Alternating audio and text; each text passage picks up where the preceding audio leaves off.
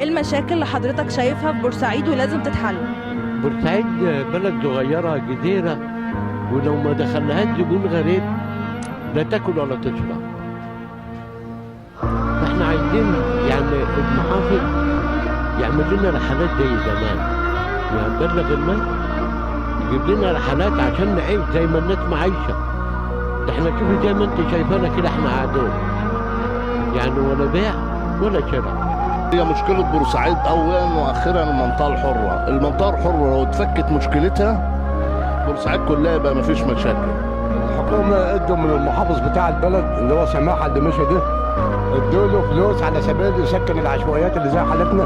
انا راجل قاعد في المؤاخذة في الشارع، انا وخمس بنات وشاب وامهم، يعني احنا 8 تنفار بننام في الشارع.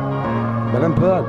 ساعات بسيب التروسيكل ده يضلل على البنات، احط عليه ملايه يضلل على البنات من الشارع. عندي 5 بنات عرايس.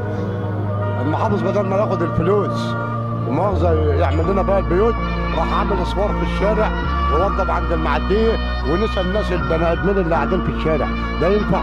ما يرضيش ربنا. المحافظات كلها شغاله على الصناعه وعلى الزراعه، الا احنا نشئنا على التجاره. فين التجاره؟ فين التجاره؟ احنا بنتكلم المسؤولين اللي احنا دلوقتي بيقولوا انهم فين هم؟ احنا قعدنا في البلد دي خدنا ايه منها؟ المنطقه الحره راحت فين؟ الاستثمار الوقت مين اللي مستولي عليها؟ بتوع بنجلاديش. طب انت لما تاخد من المنطقه الحره والاستثمار ويقول لك بتاع بورسعيد مش بتاع شغل، ازاي مش بتاع شغل؟ امال بيتجوز ازاي وبيخلف ازاي وعايز يفتح بيت ازاي؟ احنا تعبانين، وبعدين بيدونا سيرفيس، واحنا اصلا يعني المفروض ما فيش سيرفيس. يروح اخذين العربيه مننا، اخد بالك، ويروح مدي غرامه 500 جنيه، واحنا مش في حمل 500 جنيه. انا بسال، انا عايز اقول لوزير الاستثمار، المستثمرين اللي جايين دول جايين يشتغلوا على ارض بورسعيد دي وارض مصر عشان يشغلوا العماله المصريه، ولا يجيبوا عماله من بره؟ لما نبقى نكفي عملتنا نبقى نجيب عماله من بره.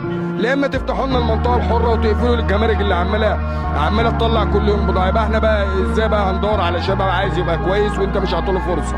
عشان انا استلم من المحافظه اجري استلم شقتي، هم عاطينها لنا بقى لها النهارده 4 سنين في جبنا، لا عارف انام ولا عارف اكل ولا عارف اشرب منه.